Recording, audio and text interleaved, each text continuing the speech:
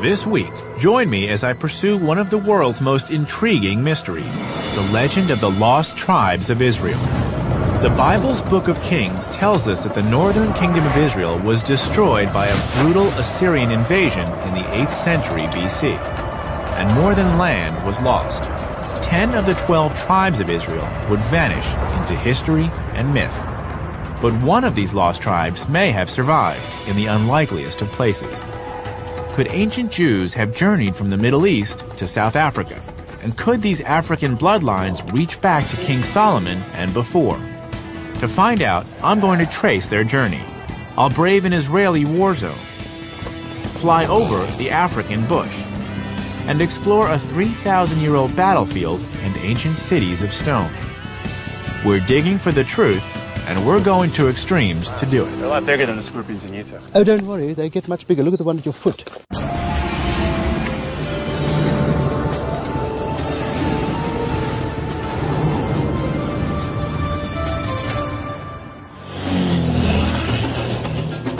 This is the Limpopo River, the northern border of South Africa. I've come to hear the story of a local group of people with astonishing ties to the story of the lost tribes of Israel, the Lemba. Today, they live only a few miles away from here, but this would have been the final challenge in an epic journey across deserts, oceans, and jungles. I'm Josh Bernstein, and my goal is to follow in their footsteps to determine if this fascinating story could possibly be true. Today, the Lemba are mainly concentrated in the shadow of the Soutpansberg Mountains in the far north of South Africa. To the casual observer, they look and live much like any other traditional Southern African community. But if you scratch below the surface, there are some intriguing differences. Here I am in South Africa, and there are these men wearing skull caps and talit, the shoulder wraps. And you would see this in any synagogue in America or Israel, but I never thought I'd see it here in South Africa.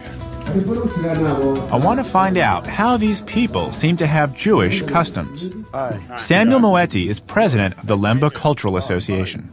Pleasure. So, I'll be honest, I came into this village and the first word I heard was shalom, Yes. a Hebrew word. Yes. How's that possible? How is it that the Lemba are speaking Hebrew? The Lembas are the original Hebrews, and they were scattered, as you know, and they crossed into Africa. So they were scattered all over. So in South Africa, in many parts of South Africa, you find the Lembas who are actually Hebrews. Hebrew. So the Lembas claim to be descendants of ancient Israelites? Not claim, they are. They are? They are. Okay. We are the original African Hebrew. We are scattered all over. Can you give me a few examples of some of the Jewish Yes, traditions? we don't partake of pork. Okay. We don't mix milk with meat. It sounds to me like the Lemba have a unique culture surrounded by others who do not practice the same way. That is correct. We always believe that the Jewish people who live all over the world are our brothers because we come from the same root. Could it be that the Lemba are a lost tribe of Israel? To answer the question, I have to turn the clock back some 2,700 years to the time of the mighty Assyrians.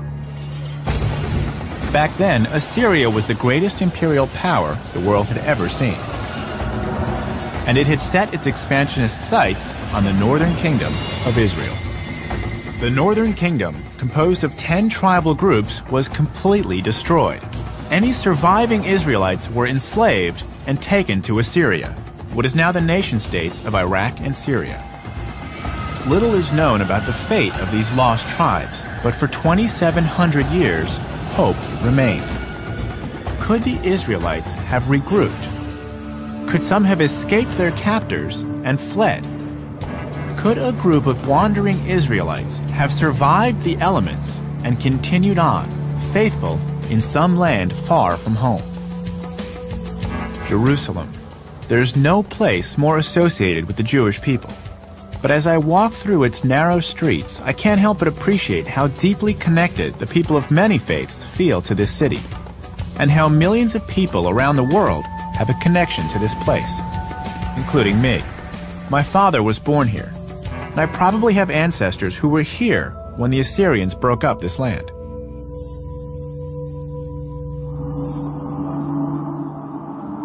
One of my relatives has told me that my grandparents are buried in this very graveyard on the Mount of Olives. I've never visited their graves before, but I've decided to try and find them.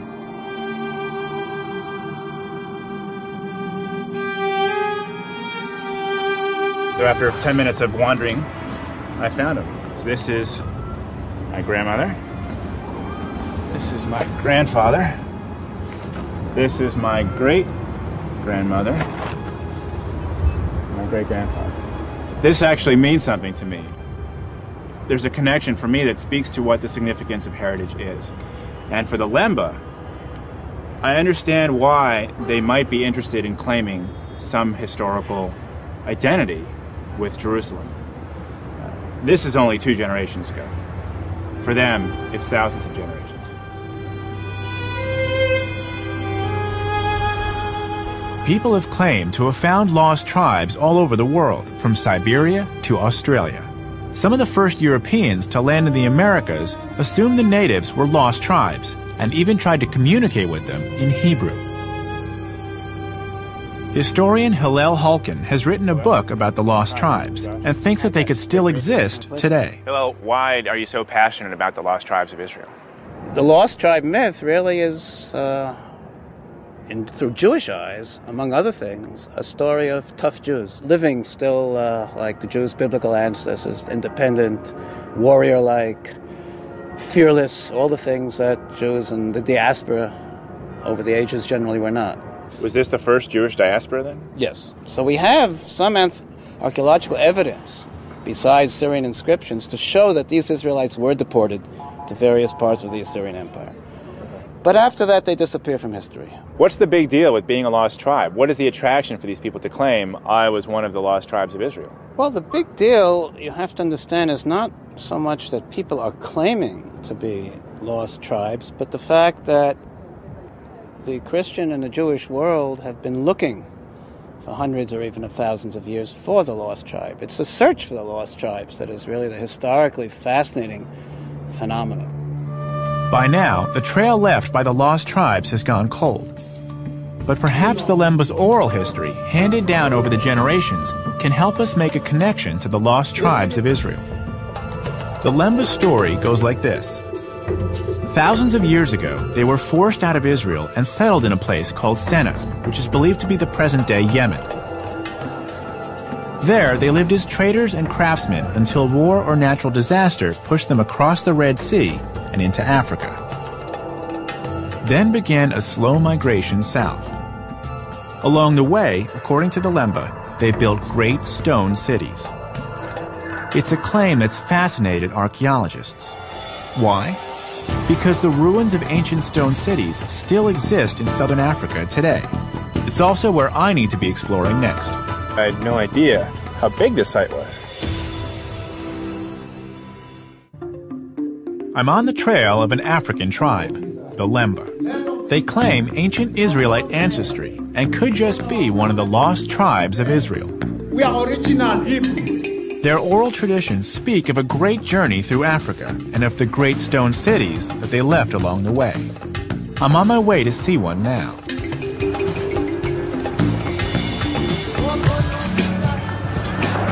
The city of stone I'm going to is called Machema, and it's only a few kilometers down this road. Not many people know about this place. In fact, it's hidden on a huge cattle ranch, and I've had to get special permission to explore it. It's very rarely visited, even by archaeologists. I'm hoping it still has some clues to the Lemba's story. Magdal? Hello. Hello. Hop on in. To help me make sense of it, I've asked historian Dr. Magdal LaRue to come with me to the site.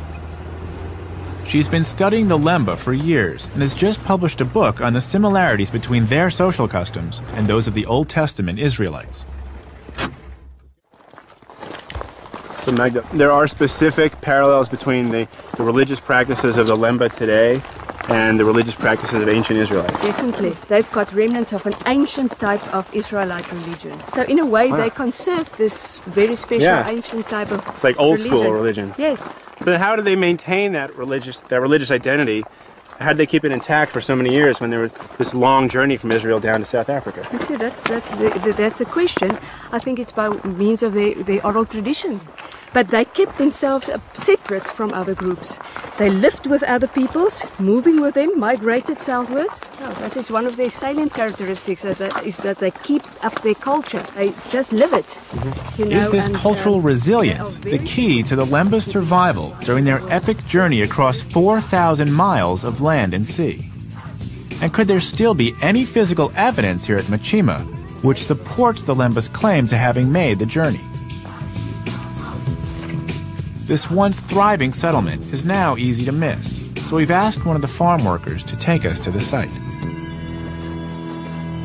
Waiting for us at the top is archaeologist Richard Wade.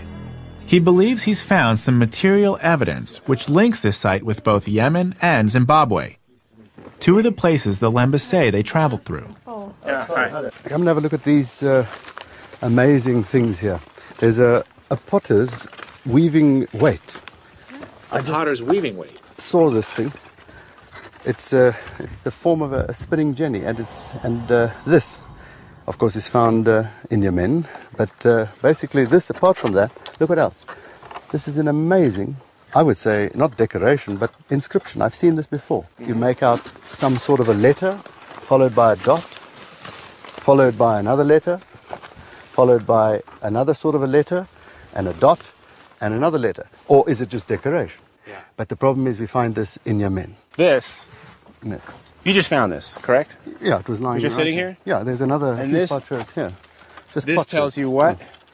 Well, this is a weaver. There was weaving done here. There was cotton grown. There was something with the trade. And the only people who do that are basically mentioned by the oral traditions of the Basena people or the Lemba. So this says the Lemba were not just living here; they were actually they had a big enough community that they were weaving. Yes, this is like a castle with almost a little kingdom, possibly. Richard believes the Lemba of Machima shared more than ancient technologies with the Israelites of Yemen. They shared the same culture. The inscription that's written into that wall is significant because it ties this place with other Lemba communities. I would say so. Okay. Cylindrical tower. It seems both experts are convinced this place is definitely the work of ancient Lemba communities. The question that I'm wondering is that this is a significant amount of work. Is there anything physically, archaeologically, that was found here that connects the Lemba with other places that they claim to have traveled through? Yes, there are amazing collections of beads which are found here and are found in Zimbabwe, but it's a specific collection of beads. I'm not talking just about one or two of them. And these beads are directly related to Tarim and Sayut, where the harbors are of the Sena people, originally coming through from Yemen. But nowhere else. So these beads, just take a look at them real quick, reinforce the Lemba's claim Very much. that they did indeed travel from Israel into Yemen and then south through Africa. This is actually the first physical proof I've gotten of the people here coming from someplace to the north. And the Lemba today claim this as their heritage. Then it is. The most intriguing feature at the Machima site is the remains of a mysterious conical tower, which still has archaeologists scratching their heads. But I'm not really clear what it was used for. Nobody really could tell you unless they lived there. But is it a lookout tower? No, it's too low for the rest. You would have your lookout tower higher there. So we have a very significant, well-made little conical tower, which is very much the only one I've ever seen south of Zimbabwe. Really? Oh, yes. Zimbabwe's Great Enclosure has got the large one. There's quite a few there. There's a small one, but this is not seen in South Africa. A Zimbabwe connection is interesting because that's one of the places the Lemba say they traveled through. And these are the Lemba. Then this was built by the same people who built the one in Zimbabwe? Definitely the same people. The same stonework is here, the same bead types, the same weaving technology. Richard lays out some convincing evidence that the Lemba did indeed build this place, and could also have built the largest ancient stone city in sub-Saharan Africa, where I'm heading next. The ruins of Great Zimbabwe. It might be a bit of a long shot, but it's definitely worth a closer look. It's a really long drive, so I'm going to catch a ride with a local pilot. This'll also give me a chance to see what the Lemba would have been up against on their long trek through the African bush. By the time I find out that this little plane isn't stable on windy days, it's too late. And we're off.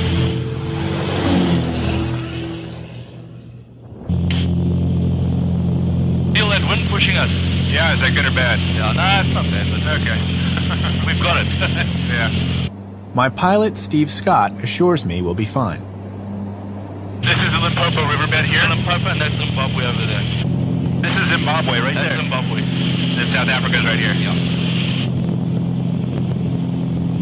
Wow, this is stunning.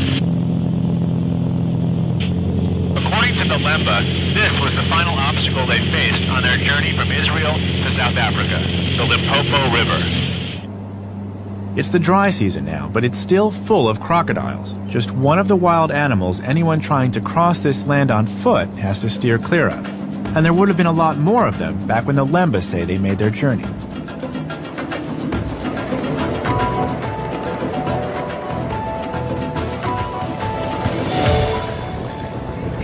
So we've just landed in Zimbabwe, and by just landed I mean we got here hours and hours ago, but we spent the better part of the afternoon getting our press credentials. It is not easy getting these at this time. We've been allowed because our story is on Great Zimbabwe, which is a point of national pride.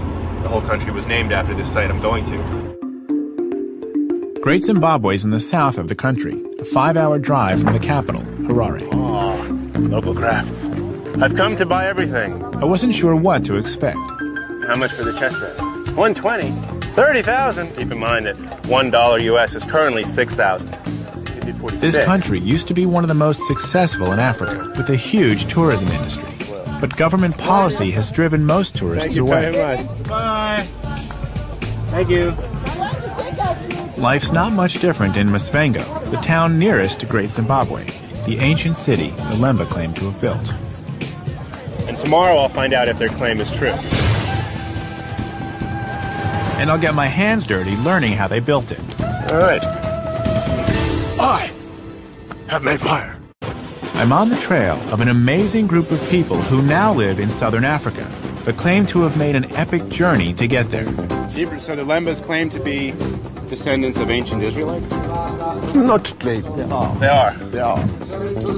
I've learned that 2,700 years ago, the Assyrian Empire scattered the population of the northern kingdom of ancient Israel, creating the so-called lost tribes of Israel.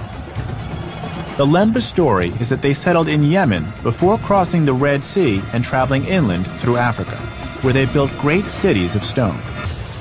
I've seen evidence of one they built near their current home in South Africa. Now, I'm backtracking their journey to explore a structure they claim to have built centuries earlier, and which could be their greatest legacy, Great Zimbabwe. It's been a long journey getting here, but I couldn't miss the chance of seeing the sunrise. And as more of this place appears out of the dawn mist, I begin to get an idea of its scale.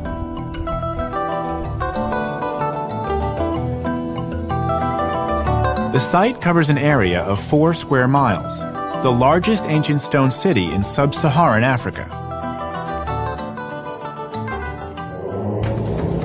As I walk around, I can imagine this place as a bustling community, the hub of an empire that ruled over a vast area of southern Africa, a center for trade from far and wide. The Zimbabweans are very proud of it, and who can blame them? I'm here to meet Dr. Edward Matenga, the site's curator and an expert on the history of Great Zimbabwe. Wow. So this whole area was a city that ruled the kingdom.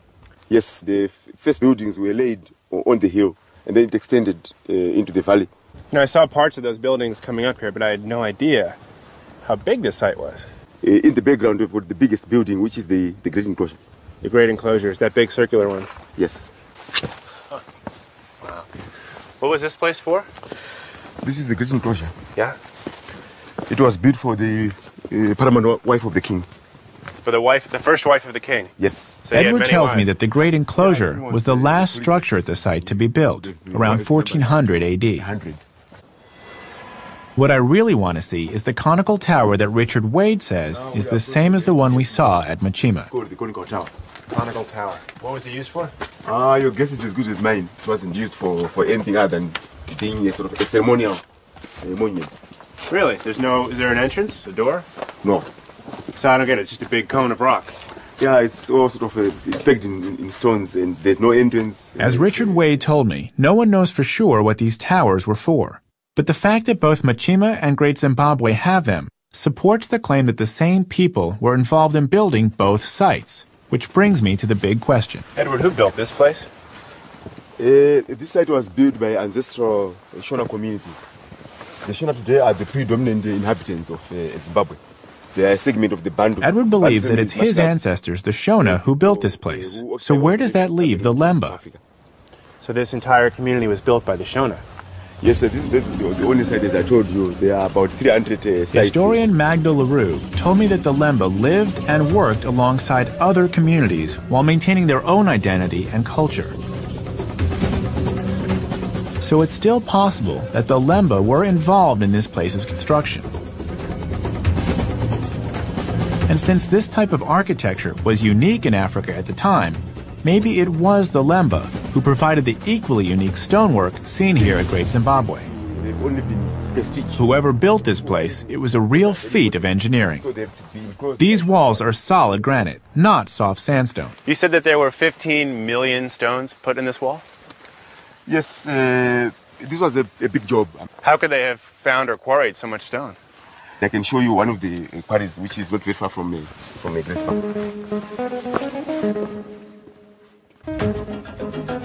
Edward has taken me onto one of the hills around Great Zimbabwe.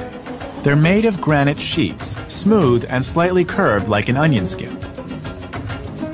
What are these guys doing? They are preparing the rock for building the stone walls. As you can see, they have to choose a suitable site. This is characteristic of the rock, that it breaks in parallel sheets, and that's where you make your fire. So you build a fire on top of the rock, and then it, what, cracks? It cracks. Ah. Yeah. And this is the traditional technique? That's how they were doing it in Zimbabwean times. So we'll make a fire. I just need a little bit more straw. Start that fire. It's hard to believe that just by lighting a fire on this huge rock, you can split it. Don't split. Good spinning. Good. They say the process should take several hours. We'll see.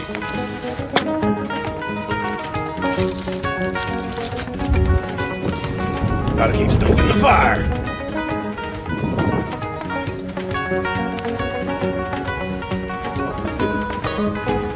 Fire! That looks good. That's actually right on top of the fracture. Yeah. So that's good, right? Yeah. So once it starts cracking, we just kind of watch it go all the way along the way. Yes. And then you have to push the fire this side. Remove. I heard that. I heard that. You hear that? Yeah. This pop explosion. The rock's starting to crack. You can hear it before it starts to go. There's the crinkling, or the crackling of the fire, and then below it, you can hear the rocks kind of going ding, ding, ding, ding, ding, ding, ding, ding, ding, ding. It's going down there, so it just went all the way down there. You can't see it, we have to move the fire, but it looks like it runs all the way down here to the end. Hey, that's a little hot. You don't have any eyebrows left. Yeah. I see we're using metal tools. Would the Shona have had metal tools? No, except for iron hammers. Iron, so they had iron. Iron hammers. But the hammers were probably used to break the rock. Yes. More than this kind of thing, they would use wooden rakes.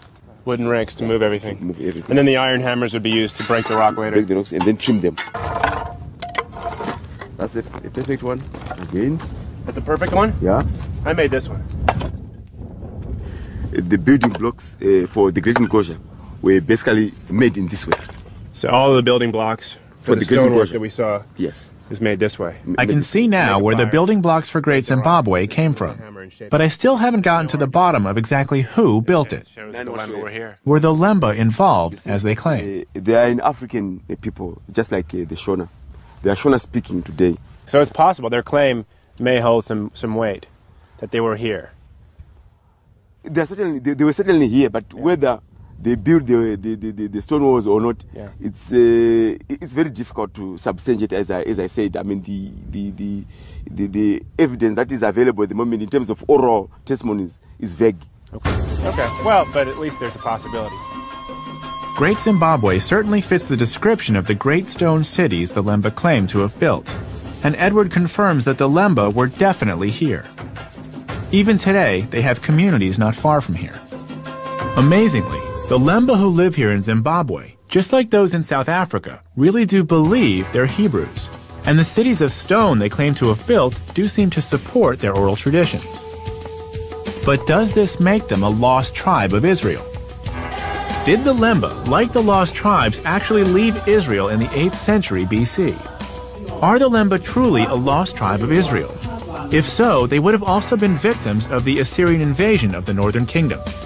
I've just learned there's some archaeological evidence found in the same Israelite cities which fell to the Assyrians all those years ago, and which could finally put this question to rest. I want to see this site for myself, so I'm going back to the Holy Land.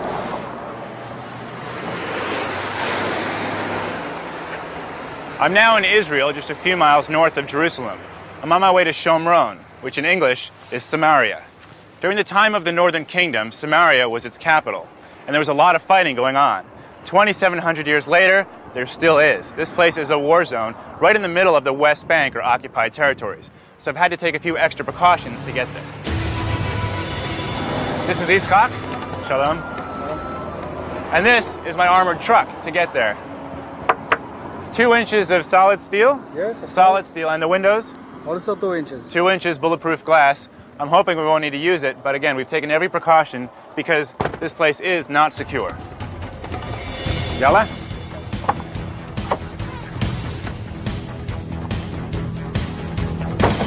We're trying to get to an archaeological site called Sebastia. It may hold vital clues about how the Lemba's epic journey began. But it's on the other side of a heavily guarded checkpoint. Will we be able to get in? I'm on the trail of the Lemba, an African tribe who now live in South Africa, but claim to have made an epic 4,000-mile journey from Israel to get there. I've heard they were involved in the building of Great Zimbabwe, as well as similar stone cities elsewhere in South Africa. Now, I've returned to Israel, where they claim to have originated, to pick up their trail. If the Lemba are a lost tribe, they must have been present when ancient Israel split into the southern kingdom of Judah and the northern kingdom of Israel. This was also the time that their neighbor, the mighty Assyrian Empire, was building in strength. For a while, the Assyrians tolerated the northern kingdom, but the 10 northern tribes were living on borrowed time. I've returned to Israel to visit the remains of one of the northern kingdom cities. Trouble is, just as it was 2,700 years ago, this area is still a war zone. I want to show you where we're headed. On the top of this hill is Sebastia. There's an archaeological site there that's important to understand the Lemba's story. The problem is Sebastia is in the occupied territory. And there's a military checkpoint just over here. So the big question is, will they let us through so that I can gain access to the site? But this isn't your average road trip. We've had to rent an armored truck to take us deep into a war zone. Yitzchak, my driver, is an Israeli settler, and for him, this level of danger is just everyday life. Yitzchak, you live in a settlement? Yes, of course. How long have you lived there? 25 years. Should I be concerned that I'm going into the occupied territory? I cannot promise you that nothing not happened to you. Right. Can't promise. No promises. I could get shot. Everybody can shot. Everyone gets shot. Where I come from, everyone doesn't get shot. Everyone goes to the mall, watches TV, and gets fat. The Israeli settlers live alongside Palestinian communities, but only with massive military protection. It definitely looks like a war zone. Good looking tanks. 2,700 years ago, it was just as tense. That's when the Assyrian Empire bore down on what is now the West Bank. The Bible tells us what happened in the second book of Kings, chapter 17. Then the king of Assyria came up throughout all the land. and went up to Samaria, and besieged it 3 years. In the 9th year of Hoshea, the king of Assyria took Samaria and carried Israel away. This is where they remained in exile.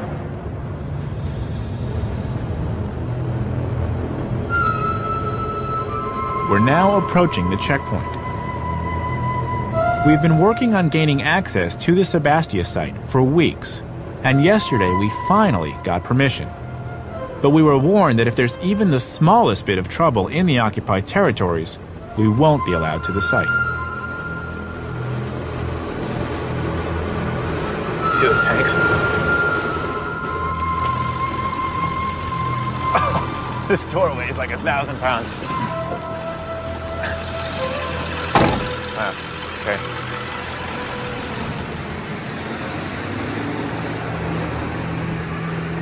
Dame de Bel Anglit? So I want to go to Sebastia, the archaeological site. Archaeological site. Yeah, is there an officer? We have with the History Channel. يفشل الكنس كان.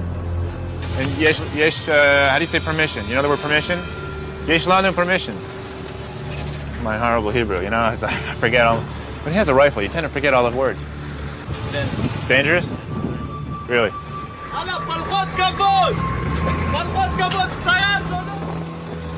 Here's what's going on. It's a producer, an associate producer talking to the guard. He refuses to let us in. We've been working on this for weeks, and yesterday it was fine, but they're saying that today, because of a recent uprising, they won't let us through the security gate. Despite our best efforts, Sebastia is a bust. Fortunately, I have a backup plan. There's another ancient city which fell to the Assyrians, a place where the lost tribe story may have begun, and where the Lemba might have started their journey. It's called Megiddo, but you might know it by its other name, Armageddon. Megiddo appears in the Old Testament, and in the New Testament, the same location is called Armageddon, the place where the book of Revelation claims the final battle between good and evil will be fought. Today, it's an important archaeological site, but in the 8th century BC, this place was a battlefield. Trade items that the Egyptians were interested in. Archaeologist Israel Finkelstein is director of the Megiddo expedition and an expert on the ancient kingdoms of Israel. He's agreed to tell me more about this site and the city of Megiddo's extensive influence. Well, it was quite a big state. It was the most prosperous state in the Levant at that time. They reached all the way, I mean, you can hear about them from the information given to you by their neighbors.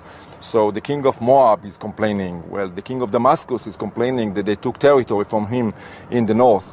The king of Assyria, the great king of Assyria, is saying that King Ahab of the northern kingdom came to fight, at Karkar against the Assyrians with a huge army of chariots. So according to all this, they were very powerful in the 9th century. So at this location, these people, they said there was about 1,000 people living here. Something like that. They were able to become significantly powerful so that the Assyrians, who were a powerhouse of their own, actually respected them. Yes, no doubt about that. In the beginning, before Assyria became, so to speak, a devouring empire, in the beginning there was some sort of relationship between Assyria and the Northern Kingdom, and at a certain period of time, even the Northern Kingdom was an ally of the Assyrians. I mean, of course, a weaker ally, but still an ally under the sphere of influence of Assyria. But then, in the second half of the 8th century, things changed, and the Assyrians were interested in simply ruling over those territories and taking them over. Eventually, the Assyrians' patience ran out, and they would no longer tolerate challenges to their power. They had set their sights on empire.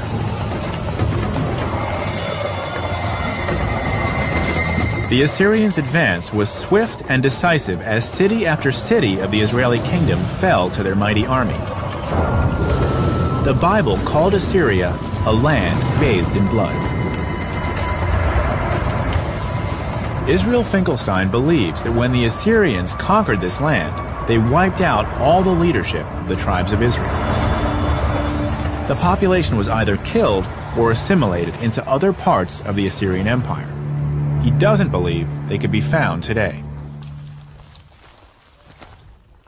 this, you were saying, was the building that the Assyrians built once they took over this area. Yes, this is one of the two palaces that the Assyrians built here.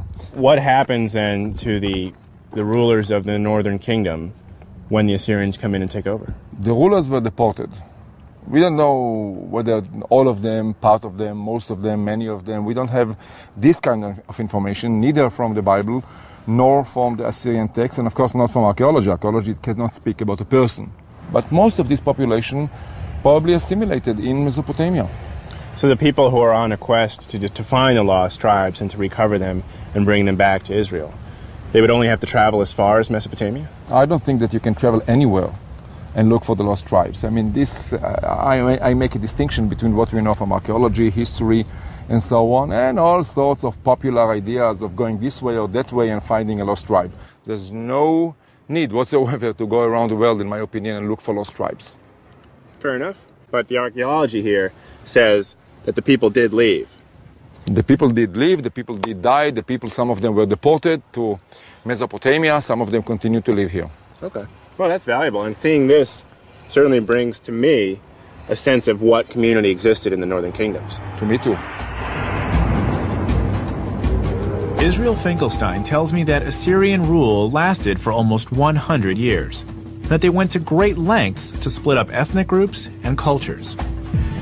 So if it's true that none of the 10 lost tribes could have possibly survived intact, where does this leave the Lemba? I've certainly seen some evidence that they did make at least part of the journey they claim, but I can't prove a link to the Holy Land. There seems to be no trace of them left here at all. But there's one piece of evidence the Assyrians couldn't destroy. If the Lemba's claim is true, the proof should be in their blood. It's now possible to trace the Lemba's ancestry through their DNA, and that's just what scientists in South Africa have done. I'm going back to the Lemba's current homeland to find out the truth behind this fascinating mystery. Doctor? I've returned to South Africa, the current home of the Lemba, an African tribe who call themselves original Hebrews. We've traced the journey they claim to have made across the whole continent of Africa. I've seen evidence the Lemba were traders and craftsmen, and that they helped build great stone cities in Zimbabwe and South Africa. But it's proven very difficult to locate any evidence linking the Lemba to the famous lost tribes of Israel. But I'm not finished yet. In fact, there could still be solid proof behind their claim to Jewish ancestry.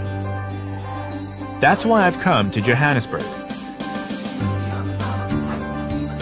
The scientists here at the National Health Laboratory Services have screened the genetic profiles of the Lemba and their neighboring tribes, the Venda and the Bantu. They've come up with some revealing conclusions. I heard of the Lemba many years ago. Dr. Trevor Jenkins has been the lead geneticist in the study of the Lemba for the last 20 years. And I didn't really have much interest in pursuing their actual identity until a friend who had been studying the Lemba had detected some Jewish influences in the music of the Lemba. So their music actually differs from the people around them. And that brought you in to study the genetics? Yes. So the genetic data doesn't say that the Lemba are Jewish as much as it says they have Semitic origins. Yes, that's how we put it. What we were saying was that there's a non-African contribution to the gene pool of the Lemba, which is not evident in the peoples amongst whom they live in that part of the world. You mentioned non-African influences. If someone didn't have genetic data or the testing available, how could you determine if one group is Jewish or not? I distrust relying on morphological features to categorize populations. So someone couldn't say, oh, he looks Jewish, she looks Jewish, he's not Jewish, she's not Jewish. They wouldn't have any bearing on the issue of Semitic origins. I don't think so. The Lemba... Dr. Jenkins believes DNA always trumps appearances, and the Lemba's claim to Jewish ancestry may indeed have some genetic support. Not only is their DNA very different from their neighbors, but according to his colleague, Dr. Himla Sudyal, it may have a non-African, even Jewish connection. I'm Josh. Good to see you. Yes. Take a seat. Sorry, great. I have gloves on, so I prefer not to shake your hand. That's fine. Thank you. So I've come back to Johannesburg for more information about the Lemba, and I'm curious if you could tell me about the research you're doing. Yes, this is the very interesting thing, that the South African Lemba harbor a particular Y chromosome pattern or lineage that's common in people who identify as the Kohanim or the Jewish priests. Okay. In the Jewish tradition, the Kohanim are part of the priestly caste. Amazingly, scientists have isolated a strand of DNA that's strongly associated with the Kohanim. It's called the Kohen modal haplotype, and it's almost exclusive to Jews who claim the priestly heritage. Almost exclusive. The Kohen modal haplotype has been found among the priestly caste of the Lemba. The observation that the Cohen pattern was commonest in that one particular group is something that begs exploration. This link supports the Lemba's oral history and the archaeological clues we've seen in the places they say they lived. Hardcore time. But Himmler is quick to point out the limitations of genetic science. Now, in terms of whether the Lemba are Jewish because they have the Cohen modal haplotype or not, is something that science cannot address. Because cultural identity is a social construct. No genetic data is going to tell you that you are Jewish, or that you are Hindu, or that you are Christian, or any religious domination. Himmler tells me that the presence of the Kohen modal haplotype can't tell us anything about the Lemba's religion. Yet just as remarkably, it can tell us where their ancestors came from, and it's not in Africa. There is this interesting genetic information showing us that some of the original founders did come from other parts of the world, other than Africa. From our data, I would put my money on saying it's the Middle East. Himmler is convinced that Lemba ancestors did indeed come from the Middle East. I'm excited to get back to the Lemba to see what they make of this. And I've got the perfect opportunity. It's the Lemba's annual festival, and I've been invited. It's hard to believe that these people, who to the casual observer look just like the other African communities they live among, actually do have DNA passed down from Middle Eastern forefathers. This proves that when it comes to race, looks really can be deceiving. This annual festival is a chance for the oral history and traditional songs of the Lemba to be passed on to the next generation. This song tells the story of the Lemba's journey all the way from Israel to South Africa. Having traced this journey, I'm eager to hear what Samuel Moeti thinks about the DNA evidence. So the genetic testing actually proved to the doubters what you and your forefathers have been saying for generations. That must be exciting news. It is. I'll be honest, I hadn't heard of the Lemba. I knew very little about the people.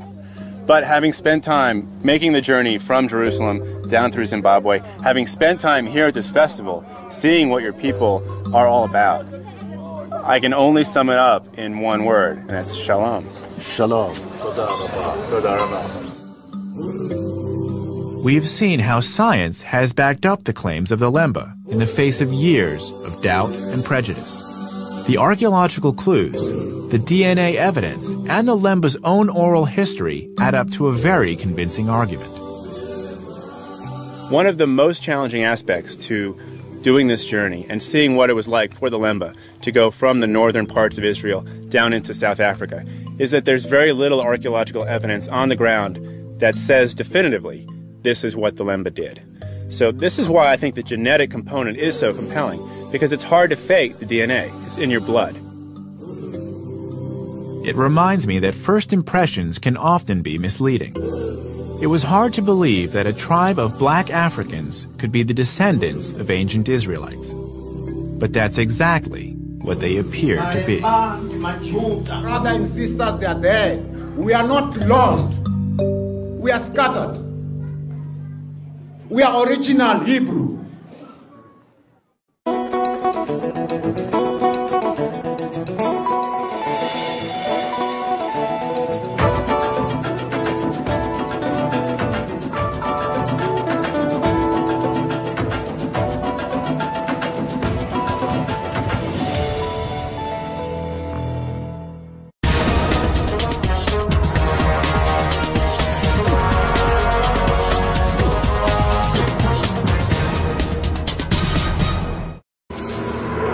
This week, join me as I pursue one of the world's most intriguing mysteries, the legend of the lost tribes of Israel.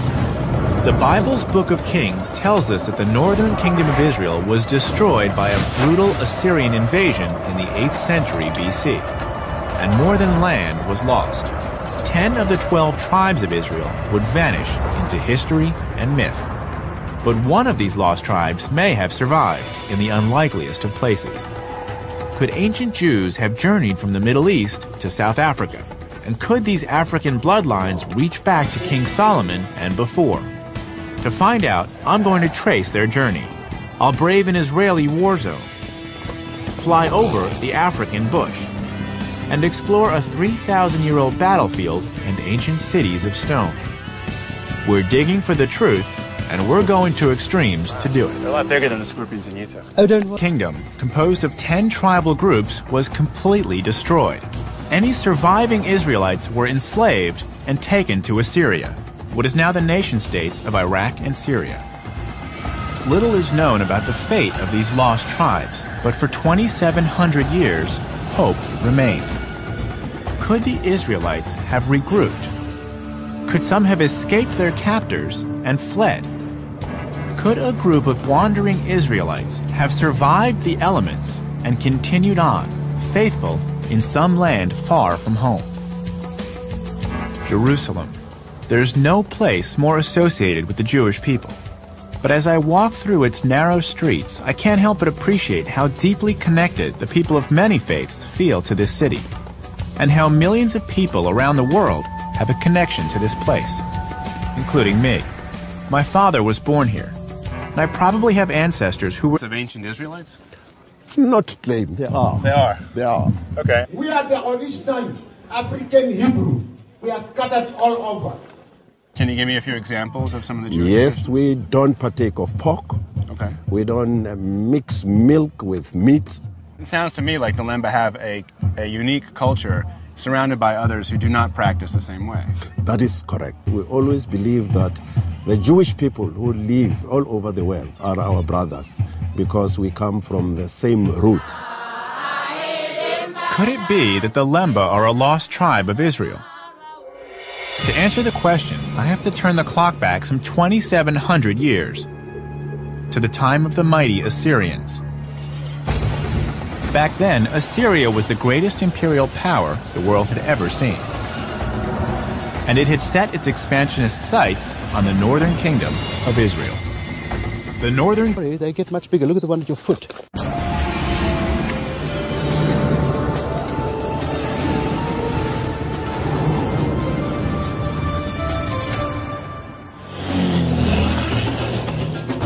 This is the Limpopo River, the northern border of South Africa. I've come to hear the story of a local group of people with astonishing ties to the story of the lost tribes of Israel, the Lemba. Today, they live only a few miles away from here, but this would have been the final challenge in an epic journey across deserts, oceans, and jungles. I'm Josh Bernstein, and my goal is to follow in their footsteps to determine if this fascinating story could possibly be true. Today, the Lemba are mainly concentrated in the shadow of the Soutpansberg Mountains in the far north of South Africa. To the casual observer, they look and live much like any other traditional Southern African community. But if you scratch below the surface, there are some intriguing differences. Here I am in South Africa, and there are these men wearing skull caps and talit, shoulder wraps. You would see this in any synagogue in America or Israel, but I never thought I'd see it here in South Africa.